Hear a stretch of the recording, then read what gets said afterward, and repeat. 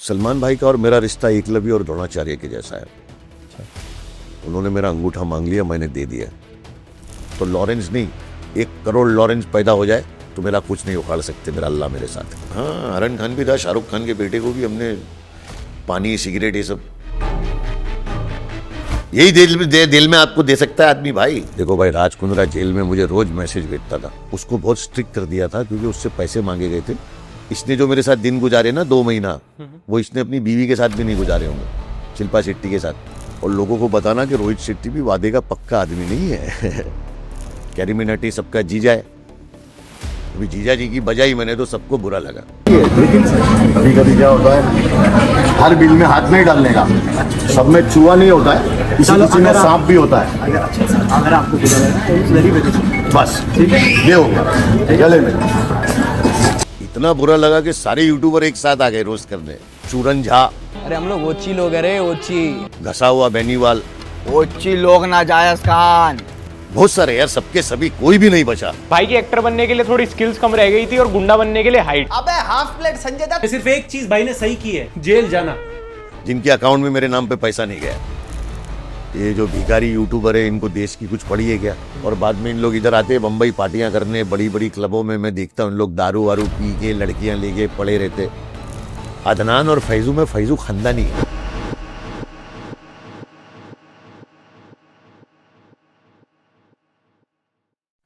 एजाज भाई, बहुत बहुत शुक्रिया, आप पॉडकास्ट में आए। आपका रोज़ा है, फिर भी आपने समय निकाला, आप बात करने आए। अब मैं देखता हूँ कि आपके खिलाफ बहुत सारी बातें इंटरनेट पे होती है, पर मुझे आज असली ह्यूमन साइड देखना है एजाज खान का। मुझे वो जर्नी जाननी है सर कि कहाँ से शुरुआत हुई थी और इतनी लंबी जर्नी सेल्फ मेड मैन कैसे स्टार्ट की। सबसे पहले तो आपके दर्शकों को मेरी तरफ से रमज़ान मुबारक। होली आने वाली है तो होली मुबारक। और मैं अपनी जर्नी की बात करूं तो मेरी 6 बहनें हैं और एक मेरी माँ और एक मेरे पिताजी, तो 7 औरतों ने मुझे बड़ा किया है। तो औरतों के प्रति मेरी इज्जत और रिस्पेक्ट हमेशा तुमको दिखाई देगी, क्योंकि जब तुम्हें 7 औरतें मिलके बड़ा करती है तो अलग अलग किस्म की अलग अलग नेचर, अलग अलग उनका तरीका, तो सारे गुण मेरे अंदर है। इसलिए लड़कियां मेरी ज्यादा दोस्त है लड़कों से ज्यादा। अच्छा, थोड़ा इजी हो जाता है। वुमेन्स डे विश किया आपने घर वालों को या नहीं मानते इन सब डेज में? यार देखो, मेरे हिसाब से अगर कोई डे है तो वो एवरी डे है, जब तुम्हारा दिल करे। जी, कौन साल भर का वेट करेगा? जब तुम्हारा दिल करे वुमेन्स डे मना लो, रोज डे मना लो, चॉकलेट डे मना लो, फादर्स डे, मदर्स डे तो रोज ही मनाओ। रोज अपने माँ बाप के लिए कुछ ना कुछ लेके जाओ, जिस तरह बचपन में वो लेके आते थे तुम्हारे लिए। बिल्कुल। पर आजकल के लोग माँ बाप से ज्यादा वक्त देते हैं दूसरी चीजों में, अपने फोन में, डिजिटल में, इसमें उसमें, लड़कियों में, नशे में, क्लब्स में। बाद में पछताएंगे। जी, मेरे हिसाब से every day is day if you want to make your day. क्या बात है सर। आपकी जर्नी पे वापस जाते हैं। बिग बॉस एक बहुत बड़ा माइलस्टोन था। हो सकता है कि आप उससे पहले भी आप बहुत एक्टिवली काम कर रहे थे। बिग बॉस एक कमर्शियल नाम, आप हाउस होल्ड बन गए थे। बिग बॉस में आने के बाद क्या वो छवि और अच्छी हुई या आपके हिसाब से वो बैकफायर हुआ आप पे? नहीं, बहुत अच्छी हुई। ओके। देखो, अगर तुम अच्छे हो ना तो तुम्हारे साथ अच्छा ही होता है, जी, और तुम्हारे दुश्मन नहीं बनेंगे अगर तुम अच्छे नहीं होगे तो मेरे दोस्त। देखो, नाम तुम्हें खुद कमाना पड़ता है, बदनाम तुम्हें लोग कर देते हैं। तो जब तुम नाम कमाते हो तो सबसे पहले तुम्हारे आसपास के लोग तुमसे जलने लगते हैं। उसके बाद रिश्तेदार जो तुम्हें पसंद नहीं करते वो जलने लगते हैं। उसके बाद तुम्हारे कलीग जो तुम्हें कंपटीशन समझते वो जलने लगते हैं। जी, तो वो सिलसिला वहां से शुरू होता है कि लोग तुम्हारे बारे में अगर तुमसे जलते हैं तो वो अपनी कहानी में तुम्हें विलन बना के खुद हीरो बन जाते हैं। जब वो कहानी सुनाते हैं तो वो कहानी में विलन तुम्हें बना देते हैं, हीरो खुद रहते हैं। लेकिन जो सुनने वाला है उसको तुम जानते नहीं हो ना, वो तुम्हें जानता है, सिर्फ वो सुन के तुम्हें नफरत करने लग जाता है। ठीक है। तो मैंने कभी ये सोचा ही नहीं कि कितने लोग मुझसे प्यार करते, कितने नफरत करते। मैंने ये सोचा कि मुझे कैसे अपनी फैमिली का ख्याल रखना है, कैसे अपनी 6 बहनों की शादी करनी है, कैसे ये दरिंदे जो मुझसे जलते हैं और मुझे रोकना चाहते, इनसे लड़ाई लड़नी है, फिर सरकार से लड़ाई लड़नी है, फिर अपने आप से लड़ाई लड़नी है, अपनी हेल्थ को सही रखना है। बहुत सारी चीज़ें थी, तो ये सब चीज़ों पे मैंने ध्यान नहीं दिया, क्योंकि जब तुम तरक्की पाते हो तो नफरत करने वाले तुम्हें खैरात में मिल जाते हैं। बिल्कुल। सलमान के साथ आपका रिश्ता कैसा रहा? शो में हमने देखा। सलमान भाई का और मेरा रिश्ता एकलव्य और द्रोणाचार्य के जैसा है। अच्छा। उन्होंने मेरा अंगूठा मांग लिया, मैंने दे दिया। आज तक का सबसे बड़ा रियलिटी शो वही था, बिग बॉस 7, जिसमें होस्ट को और कंटेस्टेंट को दोनों को अवार्ड मिला था। वो मैं और सलमान भाई है। उसके बाद सलमान भाई को कभी बेस्ट होस्ट के लिए अवार्ड नहीं मिला। आप गूगल करेंगे और जो देखने वाले वो भी गूगल करेंगे तो आप देखना, बिग बॉस 7 के लिए सलमान भाई को होस्ट के लिए अवार्ड मिला, क्योंकि जब तक तुम्हारा शिष्य तुम्हारे साथ नहीं है तुम अच्छे गुरु कभी नहीं कहला सकते। अगर एकलव्य नहीं होता तो द्रोणाचार्य की कोई वैल्यू नहीं। जी। क्या अंगूठा था जो आप बोले थे? क्या ऐसी चीज थी जो आपने ये बात कही? अंगूठा मतलब मैंने अब वो कर दिया और वो दे दिया उनको। अच्छा। उन्होंने मुझसे वादे किए। रोहित शेट्टी का भी वीडियो है, अभी दिखाऊंगा तुम्हें। खतरों के खिलाड़ी में रोहित शेट्टी मुझे वादा किया कि मेरी सारी फिल्मों में तू रहेगा। अच्छा, ये कमिट किया गया आपको? हाँ, वीडियो है मेरे पास, आप डालना प्लीज इसको जी। और लोगों को बताना कि रोहित शेट्टी भी वादे का पक्का आदमी नहीं है। जिस हिसाब से वो अपने पॉडकास्ट में बोलते हैं ना कि मैं जो बोल दिया वो मैं करता हूँ, ये करता हूँ, तो रोहित सर, हाँ। पर एजाज भाई, मैं एक चीज देखता हूँ कि एक रेबलनेस है आपके अंदर। आप इसी वजह से मेरे अंदर रेबलनेस है, जी। झूठे वादों के वजह से। देखो, इसलिए मैं कभी भी, मेरी एक छोटी सी किंगडम बनाया हूं मैंने, उसका मैं किंग हूं, और उसमें मैं कोई भी काम आधा और झूठा वादा नहीं करता। मुझसे हो पाएगा तो ही मैं आपको हाँ बोलूंगा कि मैं आ रहा हूं, जी। वरना मैं बोलूंगा नहीं। पॉडकास्ट के लिए मुझे बहुत लोग बुलाते हैं, लेकिन मुझे जो समझ में आता है, मुझे तुम दोनों का देखा, मैं पहले रिसर्च किया, उसके बाद में आया हूं। मुझे सेंसिबल लोग ज्यादा पसंद है, कंट्रोवर्सी से ज्यादा। जी। कंट्रोवर्सी तो तुम सच बोलोगे, सेंसिबल बात बोलोगे तो कंट्रोवर्सी हो ही जाएगी। जी। इसीलिए मैं रेबल हूं, क्योंकि I am rebel without a cause, you know, without a cause, there is no cause. मैं अंदर से ही रेबल हूं। मुझे अगर कोई गलत चीज लगेगी ना तो मैं फिर उस आदमी से, मेरे को, क्योंकि एक बहुत बड़े आदमी की बहुत सारी रिस्पॉन्सिबिलिटी रहती है। जी। देखो, चमड़े की जबान है, फिसलती रहती है, जी। लेकिन इतना मत फिसलाओ उसको कि क्या होता है, अगर मैं आज आपको वादा करता कि मैं आपके लिए इंटरव्यू के लिए आ रहा हूं, आप लोग इतनी तैयारी करके रखे, ये सब करके रखे, टाइम निकाल के रखे, किसी और को नहीं बुलाया, और मैं नहीं आता तो आप लोग मुझे पसंद करते या बोलते है साला? बिल्कुल। तो उस तरह सलमान भाई ने, ये मेरा भाई है, मेरी फिल्म में रहेगा, ये रहेगा, वो रहेगा, ऐसा रहेगा, वो रहेगा। भाई भी, मैं कभी गया नहीं, जी। आप मुझे कभी नहीं देखोगे। लोग जितने भी पार्टीज में सलमान भाई की आपको मिलते हैं, उसको सलमान भाई मैसेज नहीं करता है, सब बिन बुलाए जाते हैं। ओके। ये बड़े बड़े सबकी बात कर रहा हूं मैं, बिन बुलाए जाते हैं, क्योंकि उनके लिस्ट में रहे, शायद कभी पिक्चर मिल जाए, शायद कभी।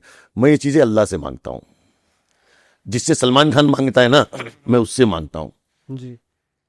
बट एजाज सर, एक चीज हम डिस्कस कर रहे थे हर्ष और मैं आपके आने से पहले, कि एक आरोप लगता है हमेशा से कि एजाज खान बहुत एग्रेसिव है, हर चीज पे टेक है, बट बहुत एग्रेसिव वाला टेक है। क्या, मैं आपसे जानना चाहता हूँ कि कोई मसला है अगर, क्या उस पे बात करके, सुलझा के, बिना एग्रेशन दिखाए हुए, वो आपका तरीका नहीं है? यार, वो कहावत सुनिए, जी। रोते क्यों, शक्ल ही ऐसी है। वैसे मुझे देख के लोगों को बड़ा डर लगता है, मेरी शक्ल ही ऐसी है, मेरी आवाज वैसी है, तो लोगों को लगता है मैं एग्रेशन में हूं। पर मेरा बात बोलते ना, अंदाजे बयां मेरा वैसा है, जी। है ना, एक मर्द के जैसा अंदाजे बयां है मेरा। अब मैं वो पॉलिटिकली करेक्ट स्टूपिड नहीं हूं जो हर चीज को पूरा मोतियों में पिरो के फिर आपके सामने रखे। जी। मैं थोड़ा रॉ और रफ हूं, जो है वो मेरे दिल में, वो आप मेरी ज़बान पे है, वो मैं आपके सामने रख दूंगा। एजाज भाई, आप जो बोल रहे हैं कि वो रोहित शेट्टी ने आपको बोला, कमिट नहीं किया, तो क्या वो आपको एक अच्छा एक्टर नहीं मानते, या क्या समझते हो, क्या वजह हो जाती है कि आपके साथ धोखे हो जाते हैं? कुछ नहीं है यार, क्या होता है, रियलिटी शो कर रहे होंगे रोहित सर, ऐसे ही ऑडियंस की नज़र में क्या है, बड़ा बनने के लिए बोल दिए। एजाज खान तो हवा में रहता है ना हमेशा, अल्हम्दुलिल्लाह। मुझे वायरल होने के लिए कहीं जाने की जरूरत नहीं है, मैं घर पे एक छोटा सा वीडियो बना दूंगा तो वायरल हो जाएगा, क्योंकि मुझे नफरत करने वाले और मोहब्बत करने वाले दोनों ही ऊपर वाले ने बहुत दिए। नफरत करने वाले इसलिए देखते हैं कि इसने क्या किया, और प्यार करने वाले इसलिए देखते हैं कि इसने क्या किया। अभी आप रिसेंटली एल्विश यादव से मिले, आप और उनकी एक लंबी जंग रही अगर मैं कहूँ, और एक उनकी फैन जो है हमेशा, तो ये कैसे मुलाकात हुई और क्या अभी करंट स्टेटस? कोई उससे जंग नहीं थी यार। देखो क्या है भाई, मैं ऑडियंस को ये समझा दूं कि दिमाग कहाँ है इनके पास यार। क्या है, परेशान लोग हैं सोशल मीडिया पे, डिजिटल मीडिया पे लोग बड़े परेशान हैं बेचारे, काम धंधा नहीं है, अच्छी लड़की नहीं मिलती, बिजी नहीं है, प्लस नेगेटिविटी भर गई है, माँ बाप को परेशान कर रहे हैं, लोगों को अपना आइडियल मान लिया है, दिखावे की जिंदगी को सच मान ले रहे हैं लोग, गहराई में नहीं जाते। एल्विस से मेरा कुछ नहीं था, ना मेरा किसी यूट्यूबर से, ना मैं कभी पॉडकास्ट देखता था, ना मेरा कोई लेना देना था। क्या नाम है वो यूट्यूबर का जिसका मैं मास्क हटाया था? कैरी मिनाटी। उसने मुझे रोस्ट किया था, क्यों किया था मुझे समझ में नहीं आया। तो मैं उसको अभी मार तो नहीं सकता, वो इतना छोटा सा बच्चा चूजे के जैसा, उसको मैं क्या मारूं। तो मैं उसको सिर्फ फोन पे इतना बोला था कि जिस दिन तू मेरे सामने आएगा उस दिन हिंदुस्तान को बता दूंगा कि तू असली नहीं नकली रोस्टर है। देखो रोस्ट करो जी, लेकिन फिर पिछवाड़े में दम भी रखो, है ना। मिल गया एक दिन, तो मैं उसका मांस हटा के सिर्फ सॉरी बुलवाया अपने फैन से और अपने आप से जी। उसके बाद क्या हुआ, यूट्यूब कम्युनिटी को बड़ा बुरा लग गया। सब कैरी मिनाटी सबका जीजा है। अभी जीजा जी की बजाई मैंने तो सबको बुरा लगा। अभी इतना बुरा लगा कि सारे यूट्यूबर एक साथ आ गए रोस्ट करने। उसमें बड़े बड़े वो क्या नाम है, वो चूरन झा, फिर एक वो क्या नाम है उसका, घसा हुआ बेनीवाल, बहुत सारे यार, वो सिसोदिया, वो बालवीर चूसिया, क्या नाम है उसका, वो बहुत सारे यार, सबके सभी, कोई भी नहीं बचा जिनके अकाउंट में मेरे नाम पे पैसा नहीं गया। सबके सब आए एक साथ। तो यार इतने सारे कुत्ते झुंड में आ जाएंगे तो शेर को कोई फर्क पड़ेगा। इसीलिए मैंने वो लाइन बोली थी कि जब बात नहीं बन पाई कोई भी हेर फेर से, तो कुत्ते लड़ा दिए गए जंगल के शेर से। बट एजा सॉरी, मुझे आपको यहाँ रुकना है, मुझे एक सवाल पूछना है आपसे। आप मुनव्वर को बहुत सपोर्ट करते हैं और सपोर्ट करना भी चाहिए, पर जो स्टैंड अप कॉमेडियन जब परफॉर्म करते हैं और वो किसी को ऑडियंस में बुला के बात करते हैं, रोस्ट करते हैं, इमेजिन कीजिए कि आई एज अ कॉमेडियन मैं अगर कुछ रोस्ट कर रहा हूँ किसी को ऑडियंस में, लोगों को हंसाने के लिए, और वो लोग मुझे अगर एग्रेसिवली मारने आएंगे, तो आपको नहीं लगता कि वो चीज़ भी गलत है कहीं ना कहीं? उसको प्यार से सुलझा जा सकता है आपके साथ? वो गलत है, लेकिन कैसा होता है मैं आपको बताऊं कि मजाक मजाक में रजाक भाई मर गए। आदमी जब मरता है तो 302 बनता है, 302 की 14 साल की सजा है जी। मजाक एक ऐसी चीज है, जैसे बोलते हैं ना, comedy is a serious business. हर आदमी नहीं झेल पाता। ट्रू। किसका मूड उस टाइम पे कैसा है, कौन कौन से दौर से गुजर रहा है, उसकी लाइफ में उस टाइम पे क्या हो रहा है, फिर तुम उसको रोस्ट करोगे तो हो सकता हो तुम्हें टोस्ट कर दे।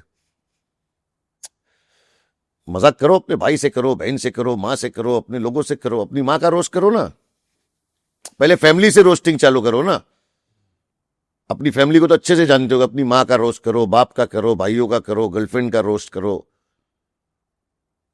पीएम का करो, सीएम का रोस्ट करो, पहले इनको रोस्ट करो। अभी हम तो इनसे भी बड़े लगता है तो हमको रोस्ट करते हैं लोग। परमिशन ली कभी आपसे रोस्ट करने से पहले कि मैं कर लूं? कभी परमिशन ली आपसे कि मैं आपके नाम पे कंटेंट बना रहा हूं? कभी नहीं ली। भाई भीख मांगने वाला डायरेक्ट आके तुमसे भीख मांगता है, कभी वो परमिशन नहीं लेता, साहब मैं आपसे भीख मांगू क्या। ये सब बेकारी हो गया। आप देख लेना, चेक कर लेना, एजाज खान के नाम पे व्यू कितने हैं वो देख लेना। मैं समझ सकता हूँ वो बात बुरी है आप पे कमेंट करना या बिना पूछे आप पे रोस्ट करना, पर आपका जो जवाब आया वापस से, आपने उनकी मदर पे या वो बोला, वो आप एक बात बताओ, जी, मैं घसे हुए बेनीवाल को तो जानता नहीं था, कुत्ता चोर कहीं का है। उसके पॉडकास्ट में आता क्या है ये बताइए? गालियों के अलावा कुछ होता है? हर्ष बेनीवाल का जिक्र कर रहे हैं, वो जो स्केच कॉमेडी। हाँ, अरे तू माँ बहन की तो गालियां देता है वो अपने। आप उसका पॉडकास्ट देख लीजिए, वो क्या बोलता है। मैं बोल भी नहीं सकता हूं, मेरा रोजा है जी, कि जब तक मेरी माँ और बहन को कोई गाली नहीं देता है मुझे मजा नहीं आता है, वो ऐसा बोला। अच्छा, वो है, वो भेज देना रे, इनको डालेंगे तो जरा अच्छे से ऑडियंस को जरा। अरे किसी को भी अपना आइडियल बना लेते हो रे, थोड़ी खुददारी वाले लोग तो रखो। फिर जब उसने मेरे लिए बनाया तो मुझे उसने नाजायज खान बोला। नाजायज का मतलब क्या हो? मेरी माँ को गाली दिया ना उसने, तो मैं उसकी माँ को 1 करोड़ बार गाली दे सकता हूं कि नहीं? कि नहीं? तो टिट फॉर टैट वाला बिलीफ टीट फॉर टैटा मतलब कोई उंगली करे तो हाथ घुसा डालो उसके अंदर, और हाथ घुसा के घुमा डालो, ताकि जब निकले ना तो अंदर से उसके हथेली भी बाहर आने मांगते। अरे तुमको मैं जानता नहीं, तुम मेरे को नाजायज खान बोल रहे। मेरा चप्पल 12 नंबर का है भाई। एल्विश को आप काफी ढूंढ रहे थे, आप काफी वीडियोस पोस्ट करते, कहाँ है, होटल रूम नहीं मिल रहा था आपको।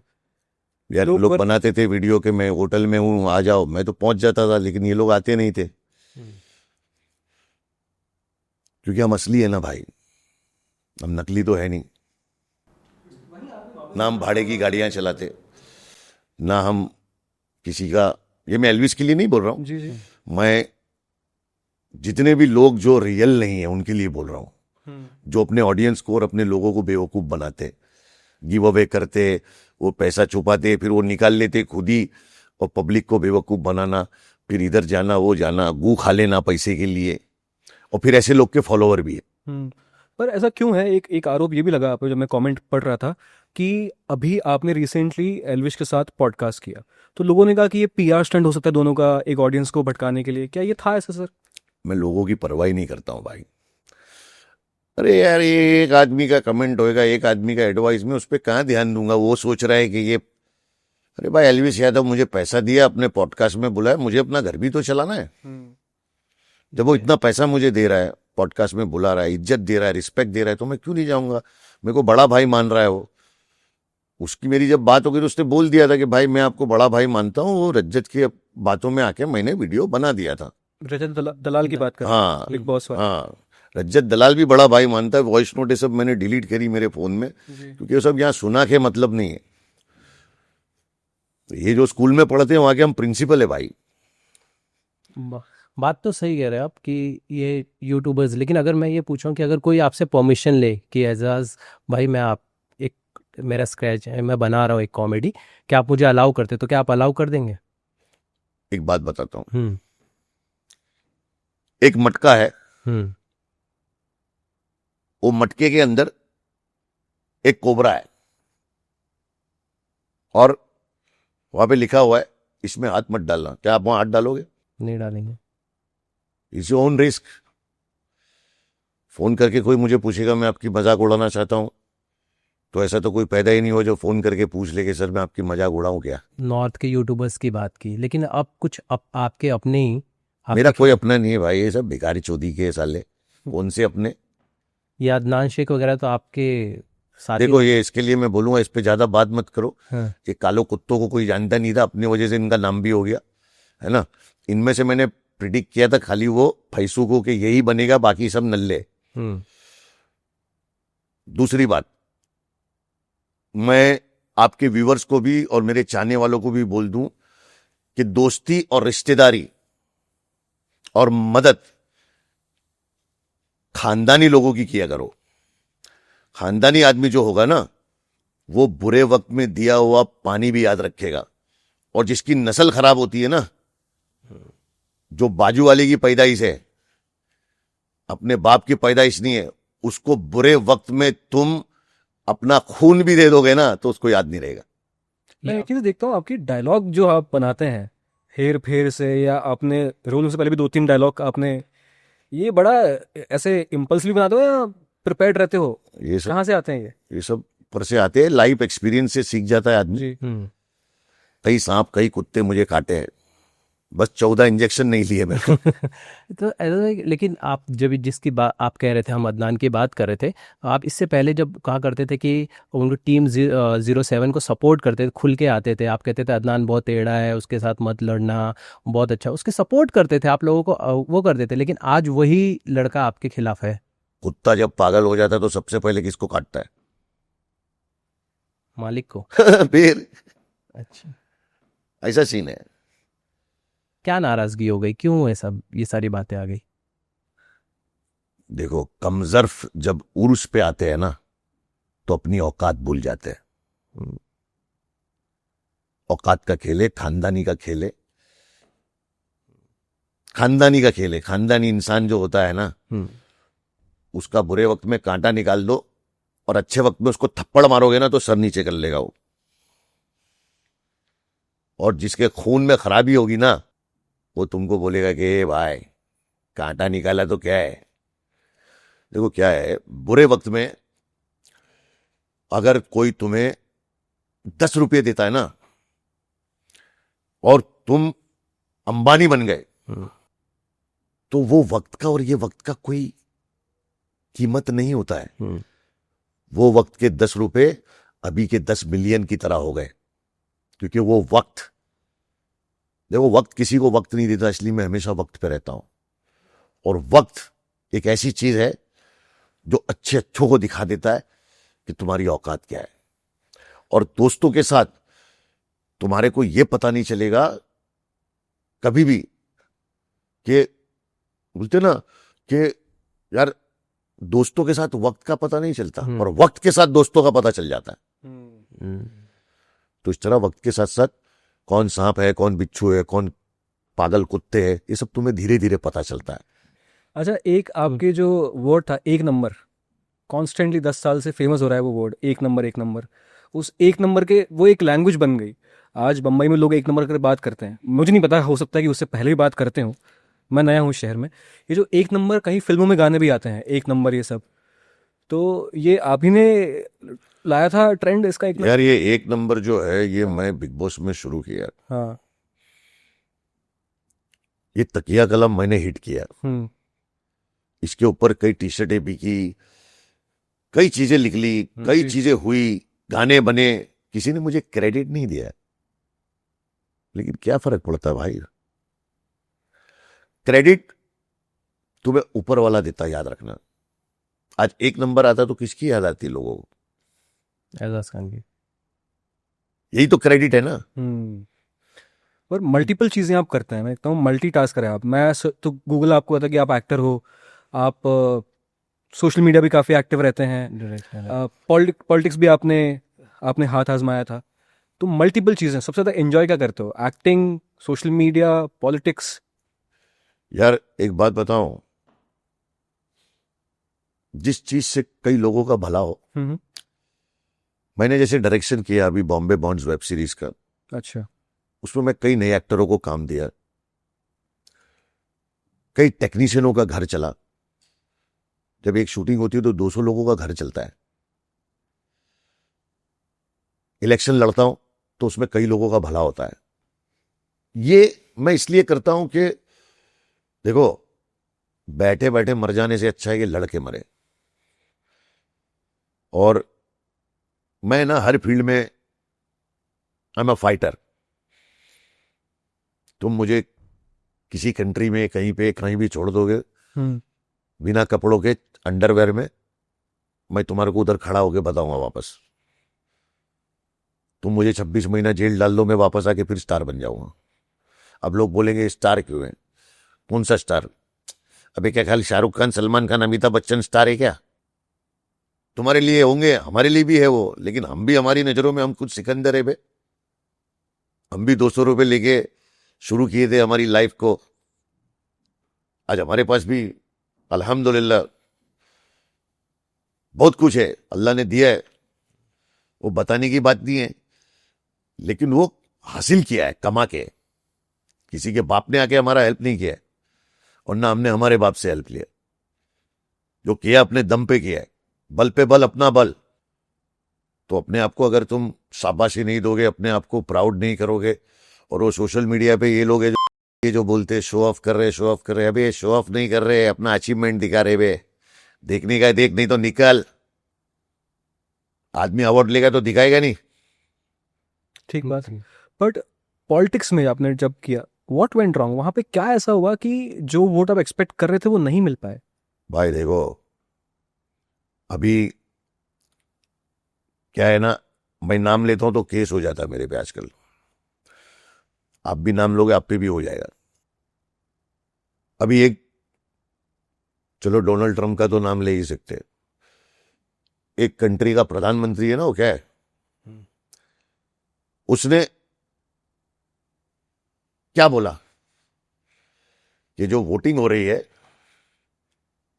ये ईवीएम की वजह से हो रही है ना। मेरे इलेक्शन लड़ने से कोई हारता है और कोई जीतता है। ठीक बात। मैंने हमेशा सही आदमी को जिताया। मैं इलेक्शन लड़ता हूं इसलिए कि शायद जनता को कभी समझ आए कि सही क्या है, गलत क्या है, और एक नए नेता को चांस देते जो काम कर सके। पर जनता ऐसे करती नहीं है, क्योंकि जनता बिकाऊ है। जनता जो है वो वोट पैसे लेके देती है। इनके भी एक पर्टिकुलर एक एरिया के पैसे लेने वाले रहते हैं। भाई हमारी बस्ती के इतने वोट है, तो जो पार्टी इनको सबसे ज्यादा पैसे देती है उनको ये लोग वोट दे देते हैं।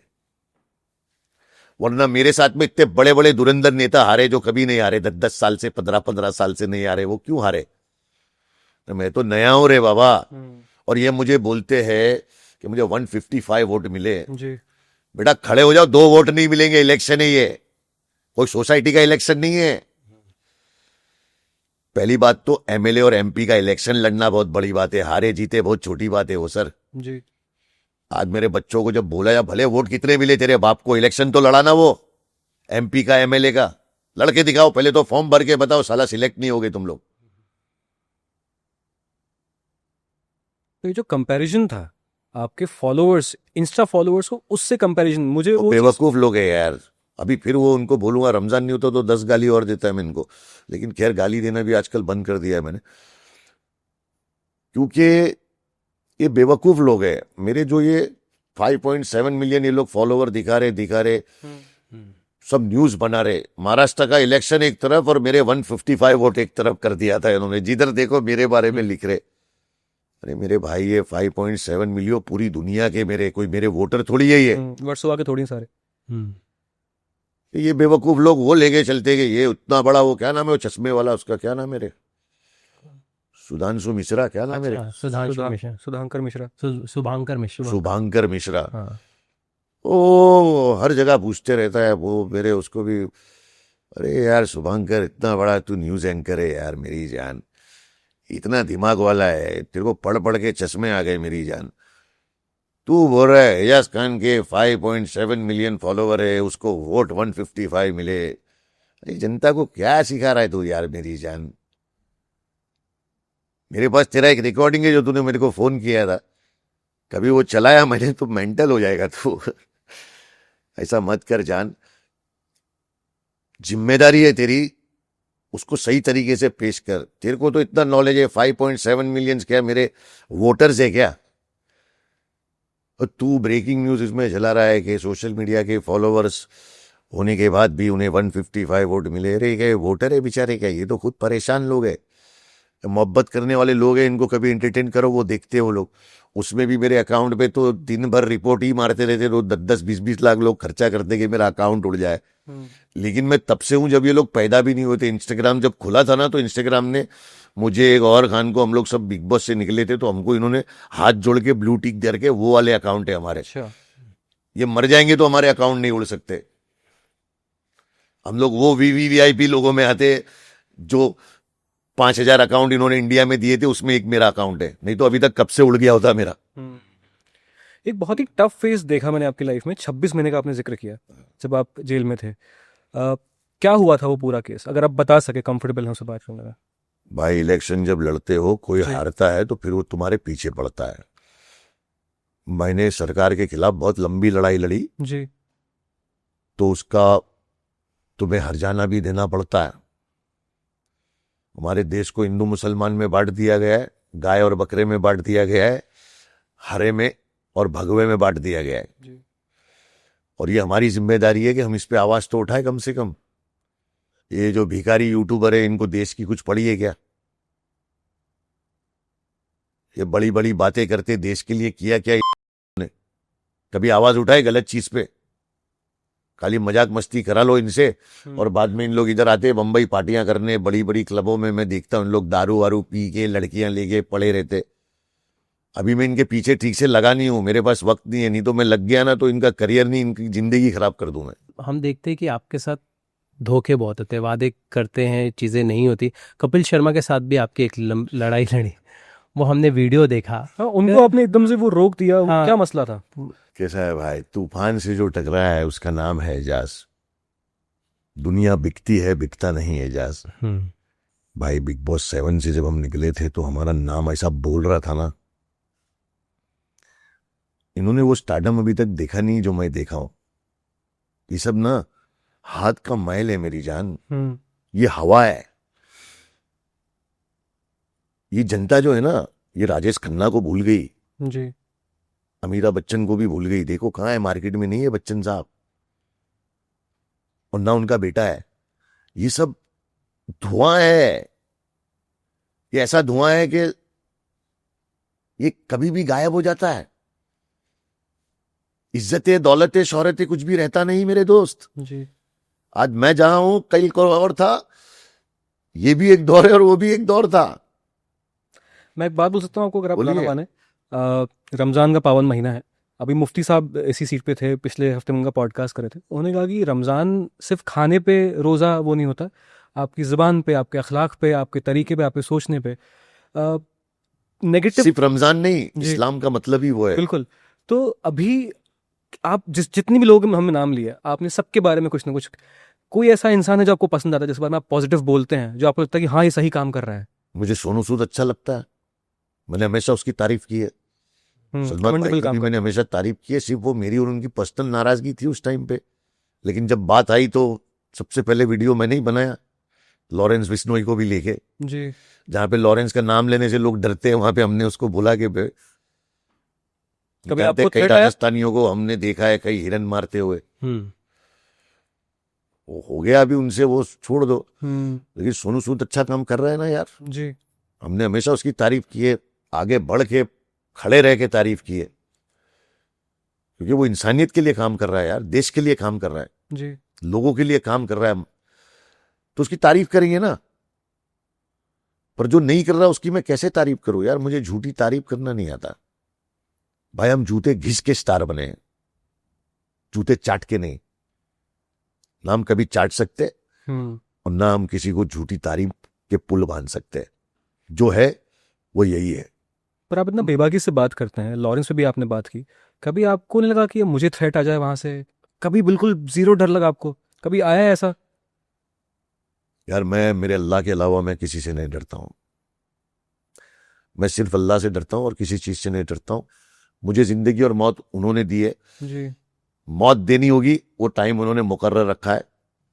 जिंदगी दी, उसका भी टाइम मुकर्रर रखा था, वो दिन मुकर्रर रखा था। मौत का भी उन्होंने मुकर्रर रखा है। जब आनी होगी तो पूरी दुनिया मिलके मुझे नहीं बचा पाएगी, ना रोक पाएगी। और जब नहीं आनी ना, तो लॉरेंस नहीं, 1 करोड़ लॉरेंस पैदा हो जाए तो मेरा कुछ नहीं उखाड़ सकते, मेरा अल्लाह मेरे साथ। लेकिन बाबा सिद्दीकी जी की डेथ के बाद अनफॉर्चुनेट जो पूरा हुआ, एक माहौल तो वो हो गया डर का लोगों के कि आज बात भाई जंगल में मोर नाचा किसने देखा? किसने देखा कि बाबा सिद्दीकी को लॉरेंस बिश्नोई ने मरवाया? क्योंकि अभी तक नैरेटिव कैसे? पहले आ गया। या तो फिर ये तो सरकार का वो है कि फिर लॉरेंस बिश्नोई के पास अंदर फोन है, फिर या तो कंप्यूटर है, मोबाइल ऐप है, सब है उसके पास, जिससे वो एग्जीक्यूट कर रहा है। जब वो रेड अलर्ट इतनी हार्ड सिक्योरिटी में है तो फिर वो कैसे मैनेज कर रहा है? तो ये सब बातें, हो सकता है उसको भी एक फोटो बना के यूज कर रहे हैं कि चल भाई तेरे को तो जन्म टीप हो ही गई है, लाइफ टाइम तू जेल में ही है। मुझे तो लॉरेंस पे दया आती है, मुझे उस पर दया आती है वाकई में। अपनी पूरी जवानी उसने जेल में बिता दी, जी इतनी यंग एज में वो पकड़ा गया। कहीं ना कहीं मुझे वो क्रांतिकारी दिख रहा था अंदर से, इस हिसाब से वो लड़ना चाह रहा था। उसने अपनी कम्युनिटी के लिए लड़ाई शुरू की थी, जी अब वो फंस गया है जंगल में। अब लॉरेंस थोड़ी ना जेल से छूट पाएगा। कोई भी सरकार आएगी उसको फोटो की तरह यूज करेगी, जैसे दाऊद इब्राहिम को यूज कर रहे। कुछ भी हुआ दाऊद पे डाल दो, इस तरह कुछ भी हुआ लॉरेंस पे डाल दो। बड़े सेंसिटिव मुद्दे हैं। हाँ। आपने दाऊद का जिक्र किया। ब्लास्ट, मुंबई ब्लास्ट हुए थे, उनका हाथ था। आपको लगता है कि वो सिर्फ नैरेटिव यूज किया गया उनका? यार ये मेरे को पता नहीं है, जी और कई राइटर अलग अलग बातें करते हैं, कई जी। पुलिस वालों अलग अलग बातें करते हैं। मैंने बहुत पॉडकास्ट देखे, उसमें सब अलग अलग बातें करते हैं। हम्म अब जब हमको पता नहीं है, जब हमने देखा नहीं, तो हम कैसे बोल दें? अब वो भी अपने स्टेटमेंट में बोले हो कि मैं कुछ भी हो सकता हूं लेकिन टेररिस्ट नहीं हो सकता हूं, अपने देश के खिलाफ नहीं जा सकता हूं, मैं डॉन हूं, टेररिस्ट नहीं हूं। लोग क्या करते हैं ना भाई, दो तरफ की स्टोरी नहीं सुनते, जी एक ही तरफ की सुन के जजमेंट दे देते। आपको कोई भी चीज जज की तरह देखनी पड़ेगी। पहले दो वकीलों की दलील सुननी पड़ेगी, एक तो पीपी पब्लिक प्रोसिक्यूटर जी और एक तुम्हारा लॉयर होगा। ये दो आपस में बहस करेंगे, फिर जज उस पर टाइम लेगा, सोचेगा और डिसाइड करेगा। आजकल लोग ना जज भी खुद बन गए, भगवान भी खुद बन गए, सब खुद ही बन गए, बोलते ही जजमेंट। मीडिया ट्रायल्स की बात है। और अंधेर नगरी और काणे राजा है भाई। एजाज भाई, कपिल शर्मा वाली हमारी बात रह गई, क्या हुआ था अगर आप बताएं? कुछ नहीं यार, कपिल शर्मा दोस्ती है अपना यार।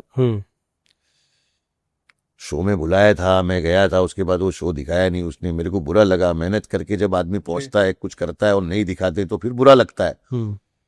अभी ऐसा तो कोई स्टार बना नहीं जो मुझे कहीं मिल ना सके, किसी ना किसी पार्टी में मिल ही जाता कोई, और फिर वो मिल गया तो मैंने उससे पूछ लिया और उसने बोल दिया कि हाँ भाई तू आया था, चैनल दिखाएगा जब आएगा तो। क्या होता है भाई, जब तुम ज्यादा टैलेंटेड रहते हो, ज्यादा तुम एग्रेसिव रहते हो, अपने काम को लेके बहुत सीरियस रहते हो, तो तुम्हें रोका जाता है। बड़ी पॉलिटिक्स है कहीं ना कहीं। कई लोगों को, कई एक्टरों को मैंने देखा, इंद्र कुमार एक एक्टर था मेरा दोस्त, बड़ा टैलेंटेड था। तो ये किस्सा किसी को भी नहीं पता है तो मैं लोगों को बता दूं कि इंद्र कुमार अक्षय कुमार का बहुत बड़ा फैन था। ओके। अक्षय कुमार को बहुत मानता था वो। उसकी पहली फिल्म आई थी मासूम, उस फिल्म से वो बहुत बड़ा स्टार बन गया था। जी तब एक ही एक्शन हीरो था, अक्षय कुमार। अब देखो, ये मैंने ऐसे बंदे से सुना हो जिसने ये दोनों को फाइट सिखाई है, ये दोनों के साथ काम किया हुआ है। उस टाइम पे इंद्र कुमार ने 40 फिल्में साइन किया, जिसमें से 20 फिल्में अक्षय कुमार की थी। ओके। तो अक्षय कुमार को लग गया झटका। अब अक्षय कुमार और दोनों दोस्ती थे। एक फिल्म में सीन था जहां पे हेलीकॉप्टर पे लटकना था, वो अक्षय कुमार के अलावा कोई नहीं कर सकता। जी अब वो इंद्र कुमार को करवाया गया वो स्टंट। इंद्र कुमार हेलीकॉप्टर पे लटका। अब एक तो हेलीकॉप्टर, उस टाइम पे इतनी फैसिलिटी नहीं होती थी, हेलीकॉप्टर के पंखे का आवाज, ऊपर से नीचे जो वाटर बैग रखा हुआ था वो, उससे हेलीकॉप्टर थोड़ा आगे चला गया। हाँ और इंद्र कुमार उसको ज्यादा पकड़ नहीं पाया, केबल इतना मजबूत उस टाइम पे होता नहीं था। अब ये देखा जाए तो सब ऐसा षड्यंत्र जैसा लगेगा आपको कि एक हीरो ने 40 पिक्चर साइन किया है और वो दूसरी फिल्म में ऊपर से नीचे गिरता है, और जब वो गिरता है तो उसके दोनों पैर टूट जाते हैं। अच्छा। और वो 40 फिल्में बंद हो जाती है, उसमें से 20 जो अक्षय कुमार की गई फिल्में थी वो वापस उसके पास आ जाती है। और आ तो जाती है, प्लस इसको रिकवर होने में 1 साल लगता है, 1.5 साल लगता है। प्रोड्यूसर इतना वेट नहीं करते थे पहले के जमाने में, इंडिविजुअल प्रोड्यूसर होते थे, ये कॉर्पोरेट वाले प्रोड्यूसर नहीं होते थे जो आज के डेट में ये सब पैसा लेके बैठे हुए स्टूडियो वाले। ठीक है, सारे एक्टर उनके पास साइन है, आपने फिल्म लिखी अक्षय कुमार के लिए, वो लोग बनवा देंगे अक्षय खन्ना के साथ कि भाई मेरे पास अक्षय खन्ना साइन है, तेरे को फिल्म बनाने का है था, वो बोलेगा हाँ मैं बनाने का, वो बना लेगा। तो ऐसे बहुत सारे हैं किस्से जो बोलने जाएंगे तो क्या होता है, मैं लोगों से यही कहूंगा कि अपने आसपास के लोगों से जरा बच के रहना। हो सकता है तुम्हारा आइडियल ही चाहता हो कि तुम जिंदगी में आगे ना बढ़ो, जैसा द्रोणाचार्य ने चाहा था कि एकलव्य कभी आगे ना बढ़े।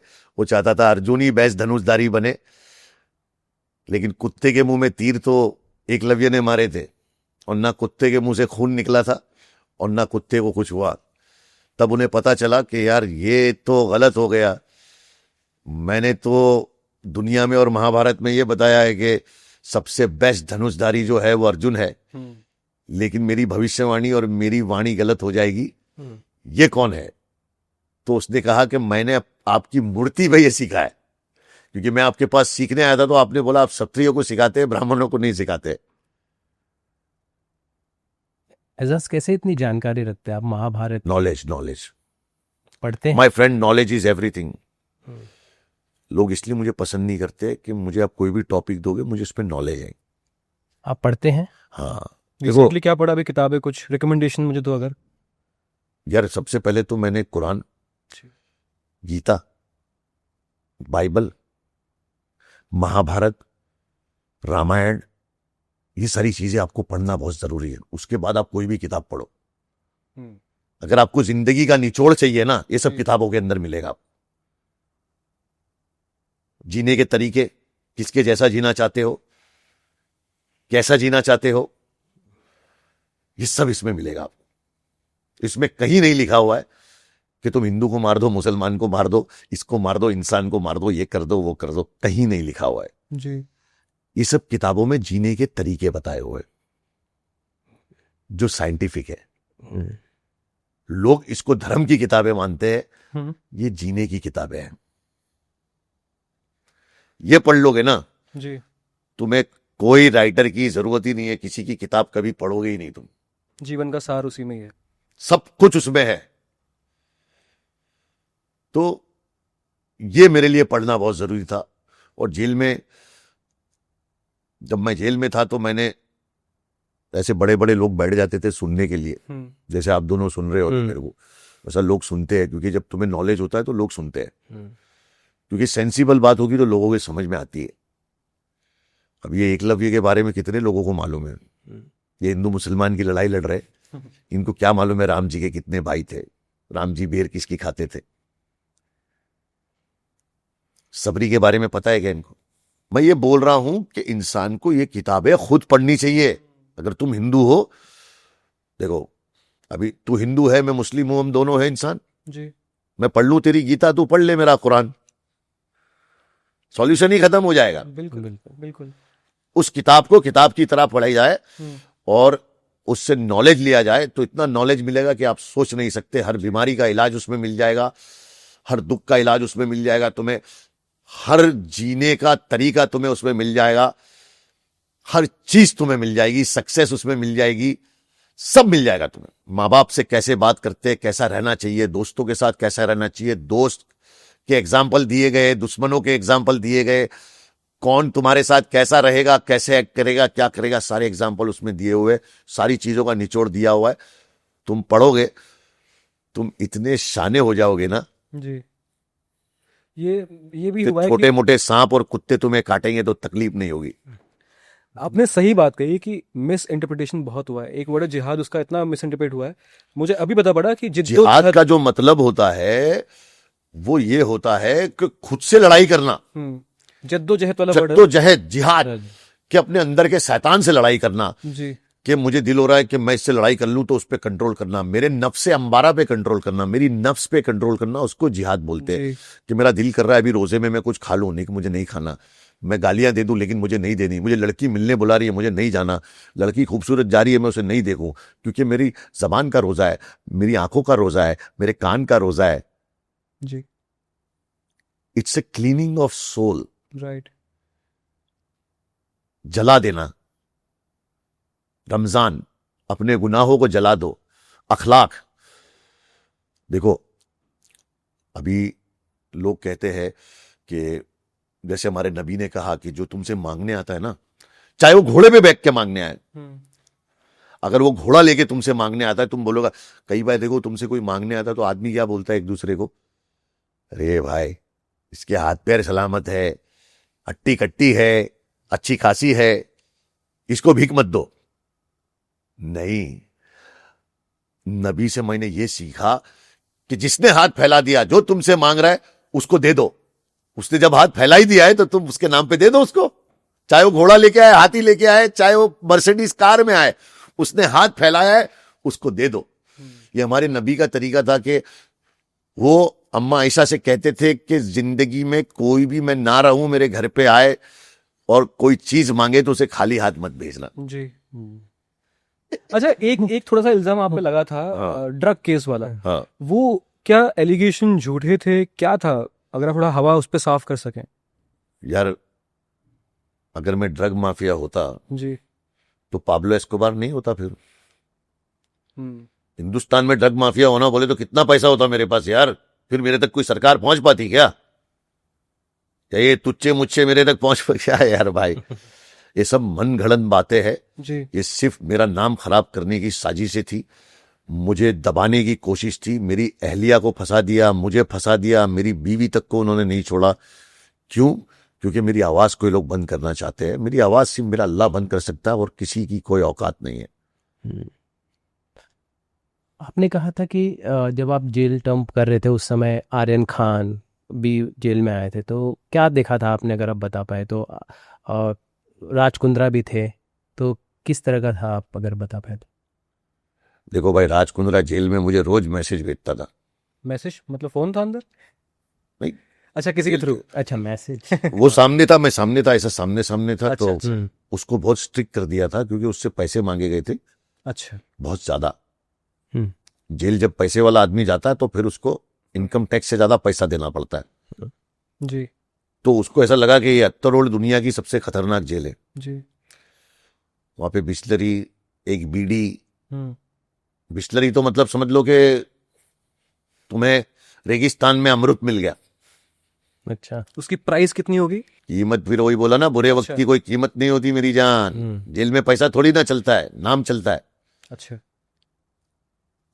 अब राज कुंद्रा का इधर भले नाम होगा, जेल में तो हमारा नाम चलता है ना, क्योंकि हम जेल में ऑलरेडी 7 महीने हो चुके थे हमें। अच्छा। फिर आया था ये। खैर मेरे कोई काम नहीं आया ये। जो जेल में इसने बातें की थी वो भी नहीं की, लेकिन अल्लाह इसको खुश रखे, इंसान अच्छा है। देखो, जेल में दिया हुआ एक पानी का बोतल भी ना, और एक बिस्किट का पैकेट भी, और एक बीड़ी, बहुत बड़ी बात है। इंसान जेल के अंदर रहता है तो उसका कोई नहीं रहता है। जब वो वहां पे नहाने के लिए पानी तक नहीं था इसके पास। क्या मैसेजेस देते थे आपको? पानी मांगता था, ब्रेड मांगता था, बिस्किट मांगता था। $1 बिलियन का मालिक है वो। क्योंकि सुपरिटेंडेंट ने मना कर दिया था कि इसको कोई पानी तक नहीं पिलाएगा। और जिसको सुपरिटेंडेंट मना कर दिया ना, फिर वो एजाज खान के अलावा किसी ने माई का लाल पैदा नहीं किया जो इसको पानी दे दे। क्यों पानी भी? मतलब ये तो बेसिक राइट से ये भी मना। जुल्म करना है मतलब। नॉर्मल पानी पियो, बिस्लरी नहीं मिलेगा। अब नॉर्मल पानी ये पियेंगे तो बीमार हो जाएंगे। क्या वादे थे राज के आपके साथ? कुछ नहीं, सबसे पहले तो उसने कहानी झूठी दिखाया, इसलिए उसकी पिक्चर फ्लॉप हो गई। इंसान बड़ा अच्छा है, लेकिन जो तेरे साथ हुआ वो तो दिखा। तूने अपनी कहानी बनाया तो तू अपनी कहानी में ये तो दिखा कि तेरे साथ जुल्म हुआ, इंसानियत के साथ क्या क्या हो रहा है वो तो दिखा। फिर तू एक हीरो का किरदार दिखा, जिस हीरो को तूने मदद मांगी और उसने तेरी कैसी मदद की। जी। आज आपको एरिया का ऑफिसर बोल देगा ना कि इस आदमी की मदद नहीं करना, आप नहीं करोगे। और वो जेल है, वहां का सुपरिटेंडेंट वहां का राजा रहता है। उस राजा ने बोल दिया था कि इसको पानी तक नहीं देना कोई। उसके बाद मैंने उसको बिस्किट, पानी, ब्रेड, बटर, उसकी कोई कीमत नहीं रहती भाई। बाहर आके उसका 5 करोड़ भी देना, आदमी तो कम है। खैर इसने तो 5 रुपए नहीं दिया अपने को। ना अपने को चाहिए, अपन मदद करते तो सोचते नहीं। ये मैं इसलिए बता रहा हूं कि फिर वही बात आती है खानदानी वाली। इसने जो मेरे साथ दिन गुजारे ना 2 महीना, वो इसने अपनी बीवी के साथ भी नहीं गुजारे होंगे, शिल्पा शेट्टी के साथ। क्योंकि 24 घंटा साथ रहना पड़ता है, और दुख भरी तकलीफ, जहां पे कोई तुम्हारे साथ नहीं। कोरोना का वक्त, वहां पे एक ब्रेड की कीमत बोले तो $1 बिलियन। अत्तर रोड जेल है भाई वो। वहां पे शेर और बकरी एक साथ पानी पीते हैं। वहां पे हमने उसकी मदद की। जी। आज उसकी बड़ी बड़ी पार्टियां होती है, ये होती है, कभी हमको नहीं बुलाता हो। उन्हीं को बुलाता है जो इसको बदनाम कर रहे थे जब ये अंदर था, उन्हीं को बुलाता जो इसको कभी जेल में मिलने भी नहीं आए, ना इसके लिए कोर्ट में आए, क्योंकि राज कुंद्रा जेल को भूल गया।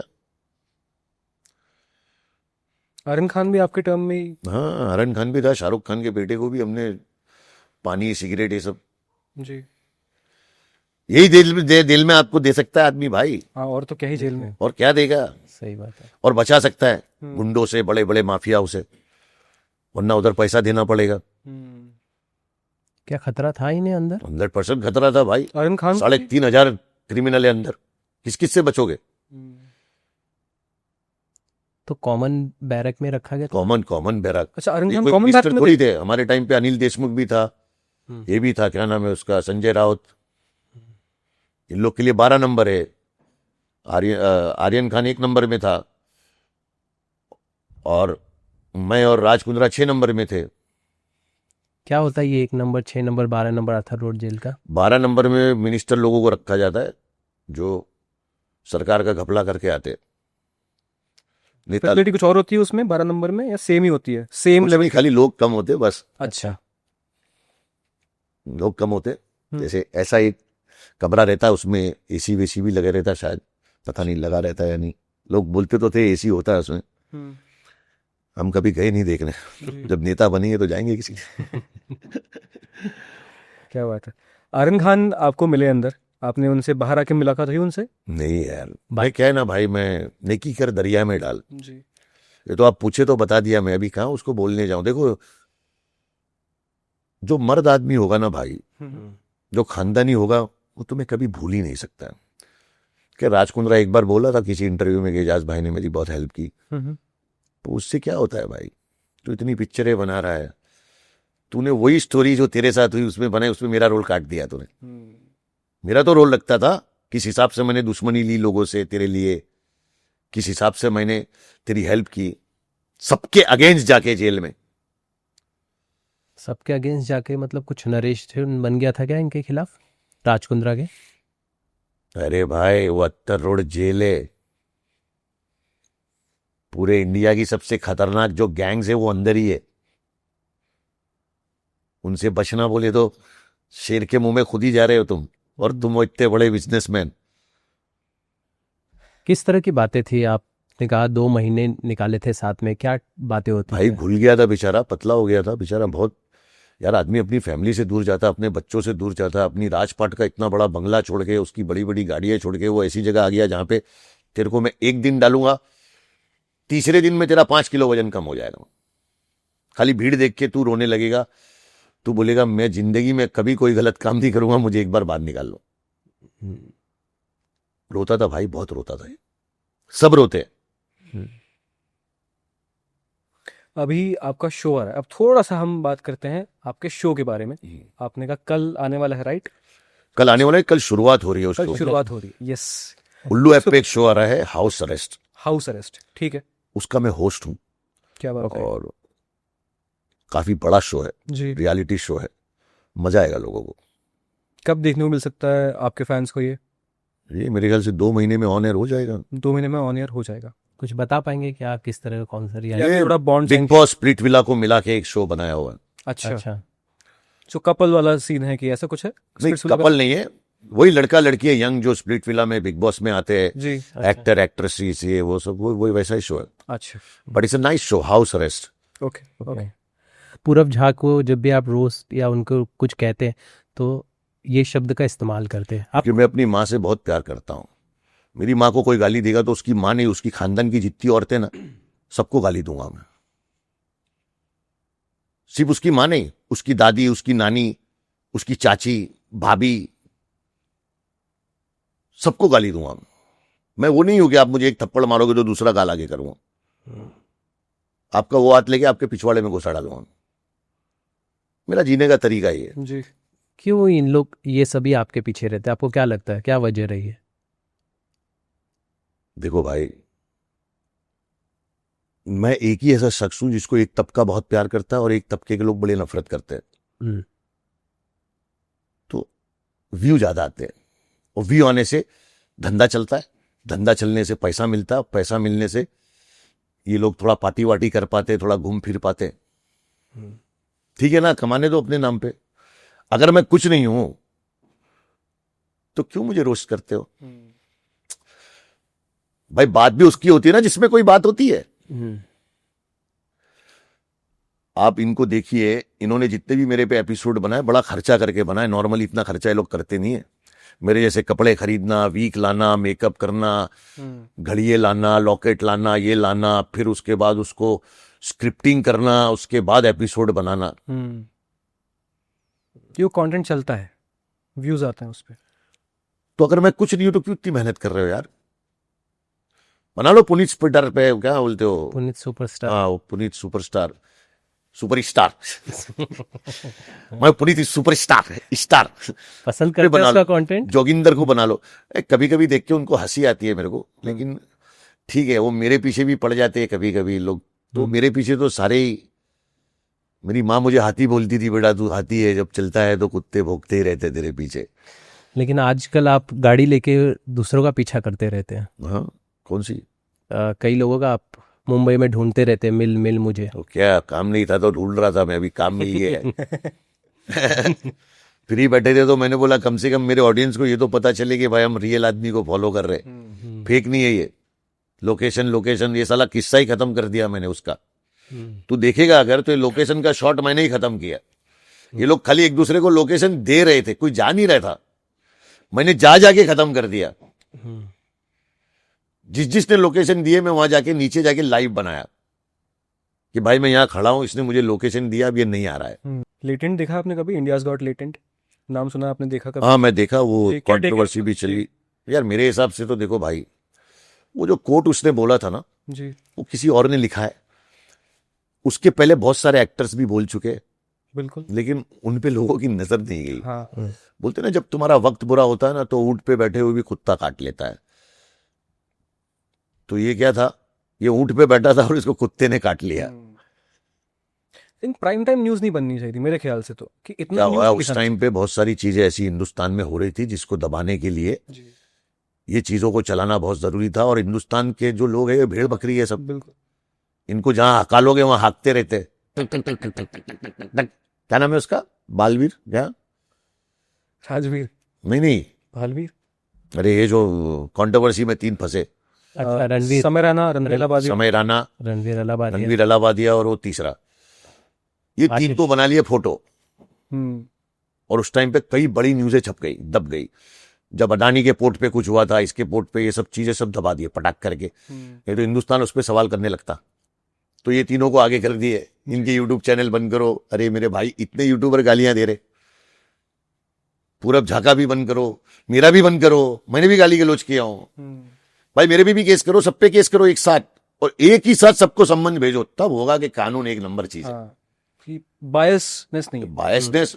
और जो लोग इसके पहले उसका शो देख देख के हंस रहे थे, वही लोग वो भी पीछे बढ़ गए इसके कि यार तू गलत है, तू गलत है। इसके पहले तू ठा के लगा के हंस रहा था इसकी गालियां सुन के। और अब जो है बिल्कुल इतना तो हमारे ज्यादा हिंदुस्तान के लोग जो है वो हिपोक्रेट है, हिपोक्रेट है। मैंने ऐसे भी मुसलमान देखा हूं जो हिंदू के घर में खाना खा रहे हैं और कोई हेट की कमेंट होती है उस पर उसका लाइक होता है। और ऐसे हिंदू भी देखा हूं जो मुसलमान के साथ 24 घंटा रहते हैं और जहां मुसलमान की हेट की कोई कमेंट है तो उस पर उसका लाइक रहता है। क्यों ऐसे? क्यों? ये खालीपन है, खालीपन। हिंदुस्तान बेरोजगार है। खाली दिमाग, मेरी मां कहती थी, शैतान का होता है। जी। इंसान जब फ्री रहता, अभी देखो मैं फ्री था, मेरे पास काम नहीं था थोड़ा टाइम, तो मैं क्या कर रहा था, मैं ये बचकाने लोग को ढूंढ रहा था जिनका ना कोई नाम, ना कोई फिसाद, ना मेरे लेवल पे लोग। भाई मैंने 5 रियलिटी शो किया हूं, 1 जीता हूं और 4 में अपना नाम किया हूं। ये सब बेचारे यूट्यूबर है, पॉडकास्टर है भाई। ये अब जाएंगे बिग बॉस और कुछ करेंगे, जब नाम होगा तो देखा जाएगा। मैंने सब कर दिया भाई। उसके बाद में इनके पीछे जाके मतलब कीचड़ में पत्थर मार रहा था और चींटे मेरे पे उड़ रहे थे, टपाटप टपाटप टपाटप। वो भी सफेद पठानी पहन के मार रहा था। तो सडनली मुझे रियलाइज हुआ, मैंने कहा ये कर क्या रहा हूं मैं यार। ये बचकाने लोग जो मेरे को भाई भाई करके मेरे हाथ चूमते थे, मेरे घर के नीचे बैठते थे, मेरी ऑफिस पे आके बाहर बैठते थे, मैं क्या कर रहा हूं? तो इसलिए बोलते हैं खाली दिमाग शैतान का होता। हमारे हिंदुस्तान के यूथ का दिमाग खाली कर दिया है इन्होंने। उनके पास कोई काम नहीं है। तो काम नहीं है तो क्या करेंगे? हिंदू मुसलमान करेंगे, गाली गलौज करेंगे, सोशल मीडिया पे भलती भलती कमेंट करेंगे। ये हिंदुस्तान का हाल हो गया है। आज माँ बाप पढ़ लिख के अपने बच्चे को क्या बनाना चाह रहे थे? डॉक्टर, इंजीनियर, वकील बन जाए, कुछ बन जाए। अपनी जिंदगी की सारी कमाई लगा दी। एक एक कतरा कतरा उन्होंने बचा के, फटे हुए जूते पहन के, घस घस के, अपने कपड़ों को, एक ही पैंट को साल भर 2 साल भर पहन के, उन्होंने दिवाली पे भी कपड़े नहीं लिए कि मैं इसकी फीस भर दूं, इसको एक अच्छी स्कूल में और एडमिशन दिला दूं। और वो बच्चा पढ़ लिख के क्या कर रहा है? वो माँ बाप के सामने जोमेटोज में पिज्जा लेके जा रहा है। उसके दिल पे क्या बीत रही होगी भाई?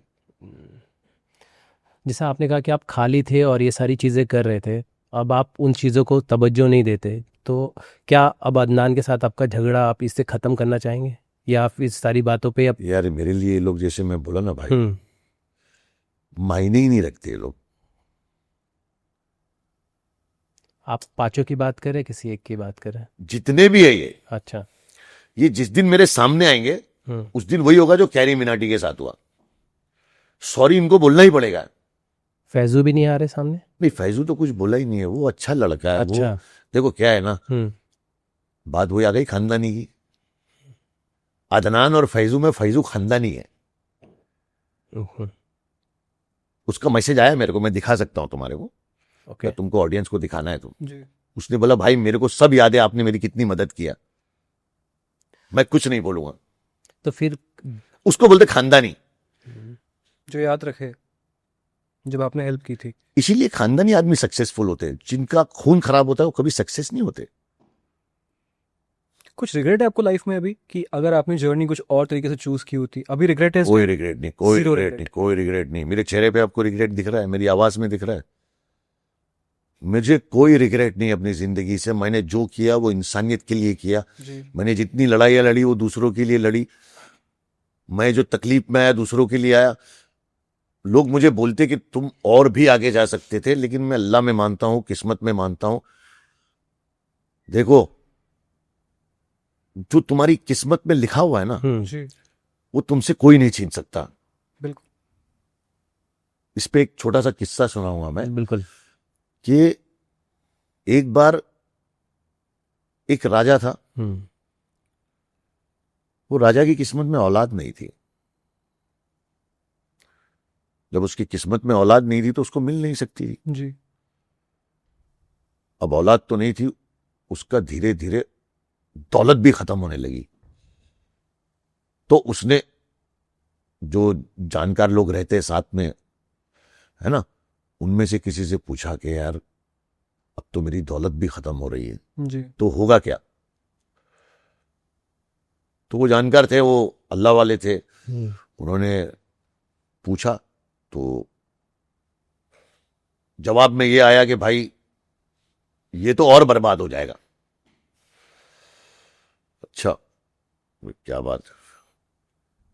अब वो एकदम नील हो गया। अब ये जो अल्लाह वाले फकीर थे ये भी अपने सफर पे निकल गए। उन्होंने देखा कि ये तो बर्बाद हो गया है, अब मैं इसको दुआ देता हूं, चलो ठीक है, निकल गए। वो कई सालों के बाद वापस आते हैं तो देखे कि लंगर लगा हुआ है खाने का। पूरा गांव वहां पे खाना खा रहा है। देखा तो वही राजा चेयर पे बैठा हुआ है वापस। जी। तो वो देखता है, बोले क्या बात है यार। वो फिर जाता है, वो पूछता है, वो बोले आपने तो कहा था कि इसकी किस्मत में तो कुछ है ही नहीं। तो फिर से ये वापस कैसे पूरा राजा बन गया और पूरा ये सबको खाना खिला रहा है, ये सब कर रहा है। तो उनको जवाब आया कि इसकी किस्मत का नहीं है ये इसकी नीयत का है। अच्छा, क्या बात है। समझे तुम? बात है। बिल्कुल, नीयत का बड़ा खेल है। तो दिखावा तुम जितना भी कर लो,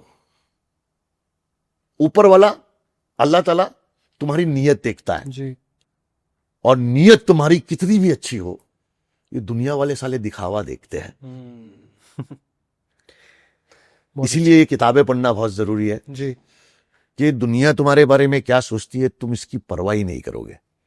लोग आजकल ये परवाह, अरे वॉचमैन क्या सोचेगा, अरे मेरा कलीग क्या सोचेगा, अरे ये लोग क्या सोचेंगे, वो क्या सोचेंगे, इसमें जिंदगी निकल गई इनकी। अरे कौन क्या सोचेगा मेरे भाई, तू अपने बारे में सोच। देखो लोगों ने मेरे अंदर इतनी कमियां निकाल ली ना, खूबियों के अलावा मेरे पास कुछ बचा ही नहीं है, सिर्फ खूबियां बच गई है मेरे अंदर, कमियां लोगों ने निकाल ली है। क्या बात है, क्या बात है। आपने कहा कि आपको इंडस्ट्री में काफ़ी धोखे मिले हैं, बातें करके लोग हैं। आपको मौका दिया था लकीर से फ़कीर में ज़ुबैर खान ने, उन्होंने आपके खिलाफ़ काफ़ी बातें कही थी कि बदल गया एजाज़, मैंने उसे चांस दिया था इंडस्ट्री में आने का, और काफ़ी कुछ कहा था। तो आप क्या कहेंगे कि उस तो फिर आपने रिसर्च नहीं किया मेरे बारे में। मेरा पहला शो था क्या होगा निम्मो का, जिसकी प्रोड्यूसर थी एकता कपूर। दूसरा था कहानी हमारे महाभारत की, करम अपना अपना, रहे तेरा आशीर्वाद। उसके बाद मैंने पथ की, मैं और शरद कपूर। उसके बाद महेश बाबू के साथ मैंने कई पिक्चरों करने के बाद ये जुबैर खान मेरे पास आया था और एक स्क्रिप्ट लेके आया था जो फिल्म मैंने किया। अच्छा इंसान है, जाने दो उसको। वो क्या है उसने बिग बॉस में खुद ही दिखा दिया, उसको बोलने की जरूरत। वो भी बीमार है मेरा दोस्त, अभी धीरे धीरे बदल रहा है, बहुत कुछ खोया है लाइफ में उसने।